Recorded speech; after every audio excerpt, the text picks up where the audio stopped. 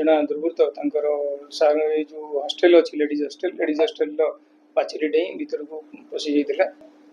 गत 15 तारिख रे आमको लालबाग थाना शैलवाला थाना कॉलेज प्रिंसिपल सर गोटे रिपोर्ट आमको लिखित आकार अभियोग करते 10 तारिख राति कई जने अजना दुर्वृत्त सार जो हॉस्टेल अच्छी लेडीज हॉस्टेल पाचेरी डेई भीतर को पशि जाता और किसी अशालीन कार्य लिप्त थिला तो मिसबिहेव भी करुला। तो से समय पिला माने भी उठी जाते तो पिला माने छात्री माने किसी अभियोग करते प्रिंसिपल अभियोग को नहीं आमको गोटे लालबाग थाना अभियोग जनाई। ये अभियोग जेहेतु आम गोटे हॉस्टेल सिक्यूरीटी रोचे डीसीपी सार तत्वावधान में आम गोटे स्पेशल टीम संगे संगे हुई से आक्यूज चिन्हट प्रक्रिया आरंभ होता। चिन्हट प्रक्रिया बेले आमको किसी सीसीटीवी एवं किसी पब्लिक इंटेलिजेंस को नबाकू पड़ा तापर से आक्यूज को खाली आम आमर लालबाग स्पेशल टीम आमर ट्रेस करते तो ताको पुरी धरिकी आनी आज से कोर्ट फ्रड हो जेहेतु टी से जना पड़ा लोकालिटी जे पुलिस खोजाखोजी कलानी से तो तेणु संगे संगे आमर गोटे टीम आम जाना पाइलु तार पुरी मुवमेंट अच्छी पुरी जाकि आम स्पेशल टीम अरेस्ट करके आज तक कोर्ट फरवर्ड करुँ। छात्र छात्री ये छात्री मान भर कथबार्ता पर वार्डेन आमर प्रिंसिपल से कथबार्ता कर लिखित आकार दबार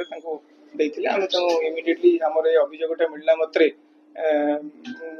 गुरुतर सहकार आम कटक यूपीडी पुलिस नहीं डीसीपी सार तत्वावधान सांगे सांगे स्पेशल टीम करी ट्रेस कर प्रथम फास्ट प्रायोरिटी आमको करी आज आसामी अरेस्ट कर फरवर्ड कर बीएनएस रो डिफरेंट जो दफा अच्छी तार कार्य को नहीं आम लगाई फरवर्ड कर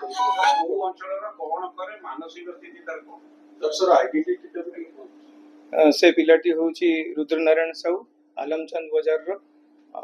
लोकल पिला तेणु तार आइडेंटिटी आम जानी सारा किसी पब्लिक इंटरव्यू ताको धरिबार सक्षम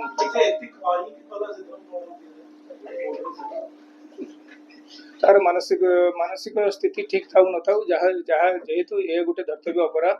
आउ राति प्रकार पछपटे पाचेरी डेई पशिवा को पशिला और अशालीन व्यवहार करता से आज से कोर्ट फरवर्ड हाँ से बाबद भी आम प्रिंसिपल साथ डिस्कसन करूँ